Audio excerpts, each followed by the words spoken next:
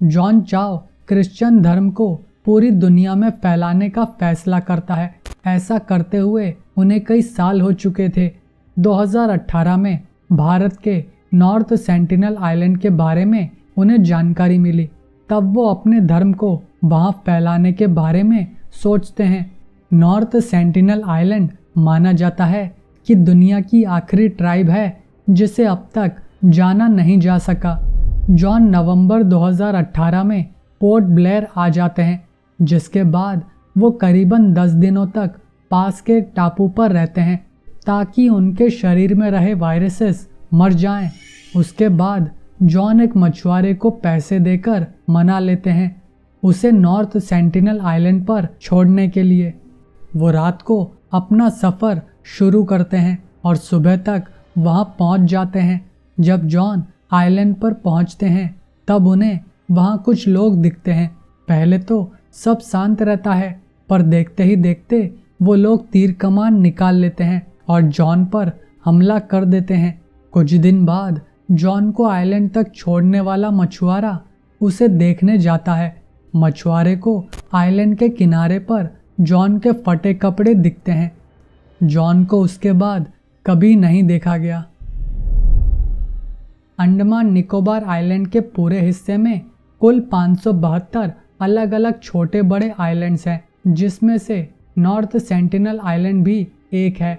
North sentinel island करीबन 60 kilometre में फैला हुआ एक आइलैंड है जो बाहरी दुनिया से एकदम अछूता है। पर यहाँ ये लोग पहुँचे कैसे? माना जाता है कि करीबन 50,000 साल पहले ये लोग अफ्रीका में रहा करते, जिसके बाद वो वहाँ से निकलकर आज के मिडल ईस्ट, भारत और ऑस्ट्रेलिया तक फैल चुके थे। पर करीबन 26,000 साल पहले की बात मानी जाती है जब अफ्रीकन लोग अंडमान निकोबार आइलैंड तक पहुँचे। उसी में से कुछ लोग नॉर्थ सेंटिनल आइलैंड पर बस गए होंगे और इन लोगों के लिए ये छोटा सा टापू ही इनकी दुनिया बन गया। शायद इन्हें लगने लगा कि इस आइलैंड के बाहर दुनिया है ही नहीं, क्योंकि पोर्ट ब्लेयर और नॉर्थ सेंटिनल आइलैंड के बीच की दूरी 55 किलोमीटर की है। जिसके बाद भी इन लोगों ने यहाँ से बाहर जाने की कोशिश तक नहीं की। पर ऐसा नहीं है कि इन लोगों को नाव बनाना नहीं आता, क्योंकि आइलैंड के पास इनकी बनाई बोट्स दिखती हैं। शायद उसी में बैठकर ये मछली पकड़ते होंगे। पर ये लोग आइलैंड छोड़कर क्यों नहीं जाना चाहते? यहाँ रहने वाले लोगों से कई बार कांटेक्ट करने की कोशिश की गई। सबसे पहला रिकॉर्ड मिलता है 1790 का, जब ब्रिटिश सैनिक पोर्ट ब्लेयर को अपनी खास जेल बना चुके थे। तो वहाँ से आते जाते ब्रिटिश सैनिक नॉर्थ सेंटिनल आइलैंड के नज़दीक से गुजरते और वहाँ रहते आदिवासी लोगों को देखते, पर उस आइलैंड पर कभी नहीं गए। जिसके बाद सन 1867 में इंडियन मर्चेंट का जहाज़, जिसमें 100 से ज़्यादा लोग थे, इस आइलैंड के किनारे पर फंस जाता है और वहाँ से निकल नहीं पाता। जहाज़ में बैठे लोगों को लगता है कि वो किसी जन्नत में आ गए हैं, पर उनका सपना जल्द टूट जाता है, क्योंकि वहाँ के आदिवासी लोग उन पर तीरों से हमला कर देते हैं। जिसके बाद ब्रिटिश इंडियन नेवी उन्हें वहाँ से निकाल लेती है। माना जाता है कि ये वो पहला मौका था जब नॉर्थ सेंटिनल आइलैंड के लोगों ने बाहरी दुनिया के लोगों को देखा था। सन 1880 में ब्रिटिश सरकार ने मॉरिस पोर्टमैन को अंडमान आइलैंड का एडमिनिस्ट्रेटर बनाया। तो मॉरिस को जानना था कि नॉर्थ सेंटिनल आइलैंड पर कौन लोग हैं जिन्हें हम नहीं जानते। तो वो वहाँ जाने का प्लान बनाते हैं और कुछ दिन बाद वहाँ पहुँचने पर उन्हें वहाँ कोई नहीं मिलता। शायद वो लोग छुप गए थे, पर उन्हें वहाँ कुछ दिन बाद बूढ़े पति पत्नी और उनके 4 बच्चे मिलते हैं, जिन्हें मॉरिस किडनैप करने का प्लान बनाते हैं। और कुछ दिन बाद मॉरिस अपने प्लान को कामयाबी से करते हुए बूढ़े पति पत्नी और उनके 4 बच्चों को किडनैप करके पोर्ट ब्लेयर के पास के शहर में रखते हैं, ये सोचकर कि वो उन्हें एक अच्छी ज़िंदगी देगा। पर होता इसका उल्टा है, क्योंकि कुछ ही दिनों में बूढ़े पति पत्नी को बीमारी लग जाती है और वो दोनों मर जाते हैं। जिसके बाद मॉरिस डर जाता है और बचे चारों बच्चों को कुछ खाने का सामान देकर वापस नॉर्थ सेंटिनल आइलैंड पर छोड़ देता है। इस बात को मॉरिस अपनी डायरी में लिखते हुए कहते हैं कि इस आइलैंड पर जाना हमारी बहुत बड़ी गलती थी। हमने उन्हें खुशहाल जिंदगी देने की जगह उनकी खुशहाल जिंदगी को काफ़ी नुकसान पहुंचाया है, तो बेहतर होगा कि हम इन लोगों को इस आइलैंड पर अकेला ही छोड़ दें।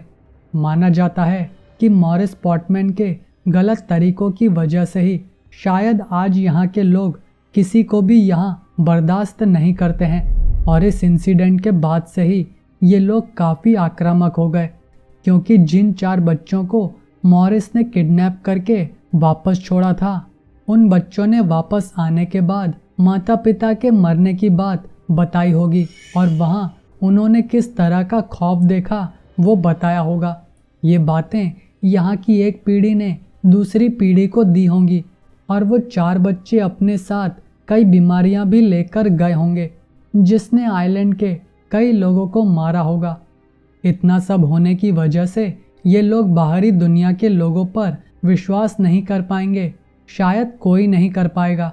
इस घटना के बाद मॉरिस ने कई बार फिर से इस आइलैंड पर जाने की कोशिश की, लेकिन हर बार अब वो लोग आक्रामकता के साथ सामना कर और इन लोगों को भगा देते। सन 1896 में पोर्ट ब्लेयर की जेल में बंद एक कैदी वहां से भागने में सफल रहा। वो काम चलाऊ नाव पर भागा और वो नाव उसे नॉर्थ सेंटिनल आइलैंड पर ले गई। उसे ढूंढते हुए ब्रिटिश सेना के अफसर नॉर्थ सेंटिनल आइलैंड तक पहुंचते हैं, जहां उन्हें किनारे पर वो भागा कैदी मरा मिलता है, जिसकी छाती में कई तीर धंसे होते हैं और मुंह रेत में धंसा होता है। ये पहला वाकया था जब सेंटिनलीज लोगों ने किसी को मारा हो, और इस कैदी की मौत ने बता दिया था कि ये लोग अब बाहरी लोगों को बर्दाश्त नहीं करेंगे। वर्ल्ड वॉर 2 के समय अंडमान आइलैंड्स पर जापानी सेना ने कब्जा कर लिया था। जापानी सेना के वहां रहते हुए कई बर्बरता की कहानियां सुनने को मिलती हैं, जिससे शायद नॉर्थ सेंटिनल आइलैंड भी अछूता नहीं रहा होगा। जापानी सेना का कब्जा वहां पर करीबन 3 सालों तक रहा, जिसके बाद वो चले गए। इसके कुछ समय बाद में भारत को 1947 में आज़ादी मिल चुकी थी, पर इन लोगों को इसके बारे में कुछ नहीं पता था। तो भारत सरकार ने सोचा कि इन लोगों को भी पता चल जाए कि वो आज़ाद हो चुके हैं, पर कोई वहां जाने को तैयार नहीं था, क्योंकि तब तक सेंटिनलीज लोगों के खूंखार होने की बातें सामने आ चुकी थीं। अब 1967 का समय था जब पहले एंथ्रोपोलॉजिस्ट त्रिलोकनाथ पंडित ने कोशिश की, जिसमें उन्होंने पहले तो काफ़ी सब्र से काम लिया। वो कुछ साथियों को लेकर नॉर्थ सेंटिनल आइलैंड के चक्कर लगाते और ऐसा करते हुए वे कई खाने की चीज़ें भी वहां गिरा दिया करते, जो वो सेंटिनलीज लोगों के सामने करते। कई महीनों तक ऐसा करके त्रिलोकनाथ उनका भरोसा जीत चुके थे, पर त्रिलोकनाथ पंडित भी वहां बिना सुरक्षा के जाना नहीं चाहते थे। 1974 में त्रिलोकनाथ पंडित ने एक फिल्म क्रू के साथ वहां जाने का सोचा, पर पूरी सुरक्षा के साथ। त्रिलोकनाथ ने इस बार भी वही पुराना पैतरा अपनाया कि पहले दूर से खाने की चीज़ें और तोहफे फेंके, फिर धीरे धीरे वो उनके पास गए। लेकिन सेंटिनलीज लोगों ने उनका तीरों से स्वागत किया, तो वो आइलैंड के दूसरे किनारे पर गए। इस किनारे पर एक जिंदा सूअर, कुछ नारियल और कुछ चीज़ें फेंकी, पर सेंटिनलीज लोगों ने वहां से भी तीर चलाना शुरू कर दिया और तोहफे में दिए सूअर को मारकर रेत में गाड़ दिया, और एक तीर डॉक्यूमेंट्री बना रहे डायरेक्टर की जांघ में लगा, जिससे वो घायल हो गए और वो सब वापस चले गए। पर त्रिलोकनाथ पंडित वहां हर साल जाते रहे और उन्हें कुछ तोहफे देते रहे। सन 1981 में ऑस्ट्रेलिया जा रहा पानी का जहाज नॉर्थ सेंटिनल आइलैंड पर फंस गया, लेकिन जहाज में बैठे लोगों को नहीं पता था कि ये जगह कितनी खतरनाक है। इन लोगों को यहाँ फंसे 2 दिन हो चुके थे। तीसरे दिन की सुबह शिप में बैठे लोगों ने आइलैंड के किनारे पर बिना कुछ कपड़ों के लोगों को देखा जो इन पर चिल्ला रहे थे, और वो थोड़ी देर में तीरों और भालों से हमला करने लगे, जिसे देखकर जहाज में बैठे लोग डर गए। पर अच्छी बात यह थी कि उनके तीर और भाले शिप तक नहीं पहुंच पा रहे थे, क्योंकि शिप आइलैंड से थोड़ी दूरी पर था। ये लोग यहाँ पर 7 दिनों तक फंसे रहे, जिसके बाद उन सबको वहां से निकाला गया। इस फंसे शिप को आज भी गूगल मैप पर देख सकते हैं। पर 1991 में कुछ ऐसा हुआ जो फिर कभी वापस नहीं हुआ। 1991 की शुरुआत में एंथ्रोपोलॉजिस्ट मधुमाला चट्टोपाध्याय ने एक टीम को लीड किया, और जो हुआ वो आश्चर्यजनक था, क्योंकि पहली बार सेंटिनलीज लोगों ने हमला नहीं किया, बल्कि बोट के पास आकर नारियल लेने लगे। और यहाँ तक कि सेंटिनलीज लोगों ने मधुमाला के हाथ से नारियल लिए। पर ऐसा क्यों हुआ? शायद इस बार एक औरत उनके साथ थी, इसलिए यहाँ कहना सही होगा कि मैन विल बी मैन। खैर, उसी महीने फिर से मधुमाला और त्रिलोकनाथ आइलैंड पर गए, और तब भी सेंटिनलीज लोगों ने हमला नहीं किया, बल्कि बोट के पास आकर फिर से नारियल लिए, जिसे देख हर किसी को यही लगा कि अब सब नॉर्मल हो चुका है। पर ऐसा नहीं था, क्योंकि उसके बाद जब भी कोई इन्हें कुछ देने गया तो सेंटिनलीज लोगों ने फिर से तीरों और भालों से हमला किया, जिसे देखते हुए भारतीय सरकार ने 1996 में यहाँ किसी के भी जाने पर बैन लगा दिया, बल्कि इस आइलैंड के 5 किलोमीटर के दायरे में भी जाने की इजाज़त नहीं है। लेकिन 2006 में एक बार फिर से यहाँ खूनी खेल हुआ। नॉर्थ सेंटिनल आइलैंड के पास मछलियों की अच्छी खासी तादाद होने की वजह से आइलैंड के पास अक्सर मछुआरे मछली पकड़ने आया करते, जो असल में गैर कानूनी काम है। लेकिन 2006 में 2 मछुआरे नशे की हालत में नॉर्थ सेंटिनल आइलैंड के 5 किलोमीटर के दायरे के अंदर चले गए, और वही हुआ जिसका डर था, क्योंकि सेंटिनलीज लोगों ने उन दोनों मछुआरों को पकड़कर मार डाला।